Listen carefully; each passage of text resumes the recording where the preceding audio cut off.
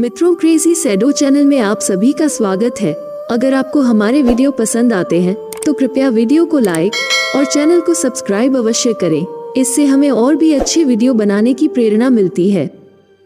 हिंदू पौराणिक कथा महाभारत में जब पांडवों को 12 वर्ष का वनवास और 1 वर्ष का अज्ञातवास मिला था, उन्हीं दिनों उत्तर पूर्व दिशा से एक कमल का पुष्प द्रौपदी के पास उड़कर आया। वो पुष्प बहुत ही सुगंधित था। उसकी सुगंध से द्रौपदी उस कमल पुष्प पर मोहित हो गई।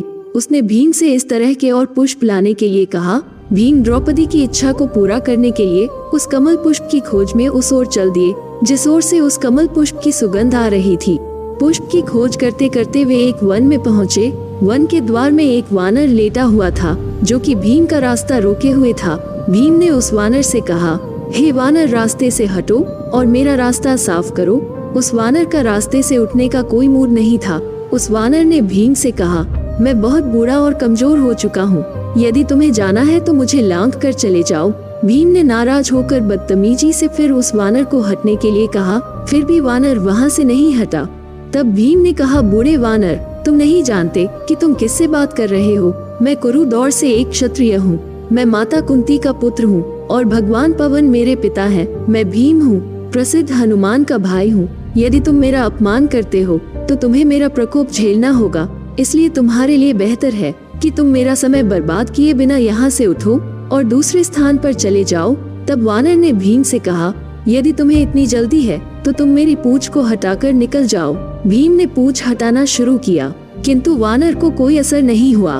वानर ने भीम से पूछा कि हनुमान कौन है, मुझे उसके बारे में बताओ कि वो इतना महान क्यों है, उसने ऐसा क्या किया है। भीम ने कहा, तुम इतने मूर्ख और अज्ञानी कैसे हो सकते हो।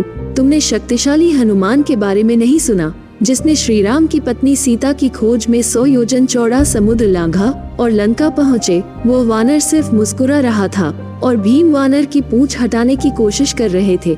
उसने बहुत बल लगाया उसकी पूंछ हटाने में, किंतु उस वानर की पूंछ टस से मज नहीं हुई। भीम को कुछ अलग सा महसूस हुआ और उसने उस वानर से कहा, आप कोई साधारण वानर नहीं है, कृपा करके मुझे बताएं कि आप कौन हैं। तब वानर ने कहा, भीम, मैं वही हनुमान हूँ जिसके बारे में अभी तुम बता रहे थे। मैं ही तुम्हारा बड़ा भाई हूँ। तुम्हारा रास्ता आगे खतरनाक है। ये रास्ता देवताओं का है और यह मनुष्यों के लिए सुरक्षित नहीं है। इसलिए मैं तुम्हारी रक्षा के लिए आया था। मैं जानता हूँ कि तुम यहाँ सुगंधित कमल पुष्प लेने आए हो। मैं तुम्हें वो तालाब दिखाऊंगा जहाँ वो पुष्प उगते हैं। तुम वहाँ से जितने चाहे पुष्प लेकर यहाँ से जा सकते हो। भीम बहुत खुश हुए और वे हनुमान जी के सामने झुककर उनसे अनुरोध करने लगे कि मैं आपका वो विशाल रूप देखना चाहता हूँ जिससे आप 100 योजन चौड़ा समुद्र लांघकर लंका की भूमि पर पहुँचे थे। हनुमान जी ने अपने उस विशाल रूप को धारण कर भीम को दर्शन दिया। भीम उनके विशाल रूप को देखकर दंग रह गए और अपनी आंखें बंद कर ली। फिर हनुमान जी ने अपने साधारण रूप में आकर भीम को गले लगा लिया और भीम उनसे धन्य हो गए। हनुमान जी ने भीम को आश्वासन दिया कि जब तुम युद्ध के मैदान में शेर की तरह आह्वान करोगे तो मेरी आवाज तुम्हारी आवाज से जुड़ जाएगी जिससे शत्रुओं की छाती में आतंक छा जाएगा। मैं अर्जुन के रथ के झंडे पर विराजमान रहूंगा। तुम्हारी ही विजय होगी। हनुमान जी के गले लगाने से भीम की ताकत और बढ़ गई। हनुमान जी ने अपने भाई भीम को उसके अहंकार से मुक्त कर दिया एवं भीम को दुश्मनों से लड़ने के लिए अधिक से अधिक शक्ति प्रदान की। हनुमान जी ने भीम को आशीर्वाद दिया और वहां से चले गए। हनुमान जी की सलाह के बाद भीम ने द्रौपदी के लिए तालाब से बहुत से पुष्प अर्जित किए और वापस चले गए। वहां द्रौपदी भीम के लौटने का बेसब्री से इंतजार कर रही थी। इस प्रकार हनुमान जी की भीम से मुलाकात हुई और उन्होंने अपने भाई भीम के अहंकार को नष्ट कर दिया। मित्रों, उम्मीद करते हैं कि आपको हमारा यह वीडियो पसंद आया होगा।